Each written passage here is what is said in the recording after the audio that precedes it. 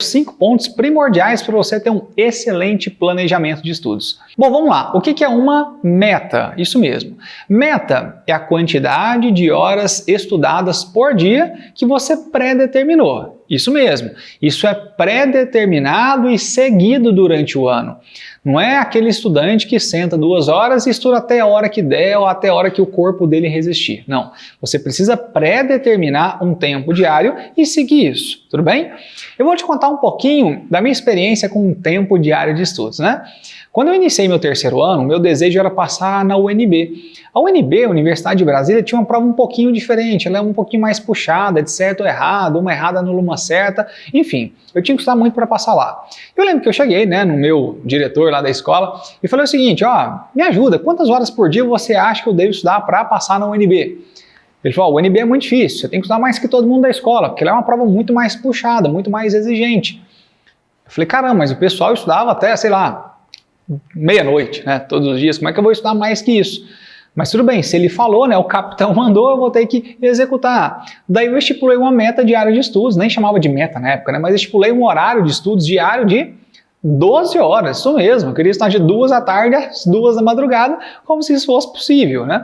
Tanto é que na primeira semana de aulas eu consegui bater essas metas de 12 horas por dia, voltando de férias, cheio de energia acumulada. Na segunda semana eu fui tentar, parecia que eu estava com dengue, corpo inteiro ruim, eu só dormia 3 horas e meia por noite, não existe organismo que resista a isso, né? Tanto é que na 3ª semana eu comecei a dormir em cima dos livros. Só que meu grande erro foi, ao invés de reconhecer que era impossível cumprir aquilo, eu descobri que o café tirava sono. Então, ao invés de reduzir um pouquinho minha carga de 12 horas de estudo por dia, eu comecei a tomar muito café. Só que não ficou só no café, porque chega uma hora que café, você que toma aí de maneira equivocada, cuidado com isso, tá? Você que toma muito café sabe, chega uma hora que café já não surte mais efeito, que a gente salta para os famosos estimulantes do sistema nervoso central, né? Pó de guaraná, cápsula de cafeína, cheguei a tomar ritalina, adrenalina em comprimido, tudo de errado que você imaginar, eu fiz simplesmente não para aumentar minha performance de aprendizado, mas para de fato ficar acordado, que é muito, muito errado. Não é assim que você escolhe suas metas. As suas metas, elas são baseadas em 2 coisinhas. Primeiro, qual vestibular você vai prestar? O quanto ele te exige de estudo? E segunda coisa, quais são os seus limites orgânicos? Se você não respeita seus limites orgânicos, se você é aquele tipo de estudante que ainda toma remédio demais para ficar acordado, pode ter certeza, em médio e longo prazo isso vai te afetar muito, atrapalhando aqui ó, a sua performance de aprendizado e na hora de uma prova você vai sair muito mal. Então muito cuidado com isso. Legal. Então, o que é uma meta? É a quantidade de horas que você vai estudar no seu dia. Gilberto, eu estipulei uma meta de 8 horas. Legal, 8 horas de estudo, por exemplo, de 2 às 10 é interessante. Só que existe uma grande diferença de tempo bruto e tempo líquido. Isso mesmo, tempo bruto é assim, eu fico na escola para estudar de 2 às 10, 8 horas, meu tempo bruto. Mas desse tempo, quanto tempo de fato eu estudo? Você vai notar que é um pouquinho menor esse tempo, porque você para ir no banheiro, beber água, conversar um pouquinho com seu colega, falar no celular com seu pai, lanchar uma coisa ou outra, então acaba que você vai tirando uns minutinhos de cá e de lá. Mas é claro, o grande estudante é aquele que tenta ao máximo igualar o tempo bruto ao tempo líquido. Obviamente eles nunca serão iguais, mas quanto menos tempo você gastar lanchando, menos tempo você ficar conversando fiado com seu amigo ou no celular, mais produtivo você será no seu dia de estudos. Então isso é meta. Tem a ver com o nível do vestibular que você vai prestar e tem a ver com seus limites orgânicos. Agora dentro dessa meta você vai introduzir as tarefas, que nada mais são que os professores ou as disciplinas que você vai ter no seu dia. Bom, eu monto aqui uma série de horários de estudos para os alunos. Então a gente escolhe quais professores que a gente vai estudar naquela tarde de estudos ou quais disciplinas. Dependendo do horário de estudos, pode ser um ou outro.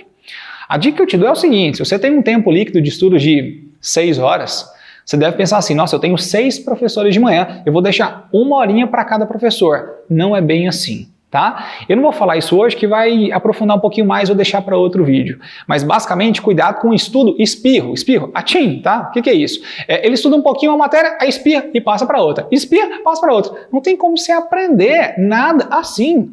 A evolução intelectual, o aprendizado, Caramba, é a evolução mais lenta e gradual que existe. Não tem como fazer isso de maneira muito acelerada. Você tem que dar tempo de ler toda aquela matéria primeiro no caderno, depois ler lá no livro, fazendo várias técnicas, a leitura em Saver, em resumo por tópicos, a investigação elaborativa, uma série de técnicas. Fazer muito exercício depois, então tudo isso dá para fazer em 1 hora. Então tem que ser menos professores, tá? Cuidado com isso. Mas uma dica que eu te dou hoje a respeito de tarefas é o seguinte: você precisa se conhecer muito bem. Se você é aquele estudante que não tem uma paixão profunda por história, não adianta a primeira tarefa do seu dia, de 2 às 4, por exemplo, você estudar história. Porque após o almoço, eu estou naquele quadro fisiológico conhecido como alcalose pós-prandial, que é aquele soninho que dá logo depois do almoço, seu sangue fica um pouquinho básico. Daí você vai ficar com sono mesmo. Daí você simplesmente senta na frente do livro lá do Cláudio Vicentino de História e começa a ler. Aí, de repente dá aquele soninho e você começa a dormir. Cláudio Vicentino, História, nossa, é uma matéria maravilhosa, eu adoro, mas é sua fisiologia. Então vai lá, para ativar um pouquinho mais seu cérebro depois do almoço, é recomendável, isso não é igual para todo mundo, cuidado com isso, que você faça conta, tá? Você de fato pega uma lista de física, de matemática para de fato ativar seu cérebro. E você tem uma curva de atividade cerebral durante o dia. Basicamente assim, logo após o almoço, a sua atividade cerebral está baixa por conta da alcalose pós-prandial. Só que ela vai subindo, existe um pico lá mais ou menos 5, 5 e meia, 6 horas da tarde, isso também difere para cada pessoa, tem gente que é mais à noite, e depois isso vai caindo por conta da própria fadiga cerebral. Você vai perdendo a glicose lá no seu cérebro e vai ficando cansado mesmo. Então vai lá, você tem uma curva desse jeito aqui, ó, da sua atividade cerebral durante o dia. Então nesse momento você está muito cansado, nesse momento você está com sono. Então é claro, nesse momento e nesse momento eu não posso explorar matérias, por exemplo, que eu não gosto muito, ou matérias que vão me dar sono, porque naturalmente você já vai estar com sono. Então deixa essas matérias um pouquinho mais para esse pico de atividade cerebral. Legal? Beleza? Então olha só, meta, quantidade de horas estudadas por dia. Tem a ver com tempo líquido, tempo bruto, tem a ver com vestibular que você vai prestar e tem a ver com o que mesmo, você lembra? Com seus limites orgânicos. Você precisa respeitar isso, por favor. E depois as tarefas são os professores ou disciplinas que você vai colocar dentro dessa meta. Cuidado com o estudo espirro e escolha muito bem qual matéria você colocará em cada fase do dia, respeitando aquela curva de atividade cerebral que eu falei. Ei, eu sou o Gilberto. Eu já aprovei mais de 16 mil estudantes das melhores universidades do país.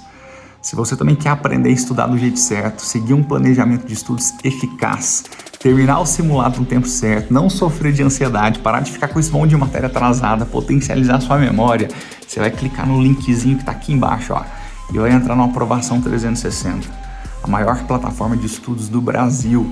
Te vejo lá e até a lista de aprovados.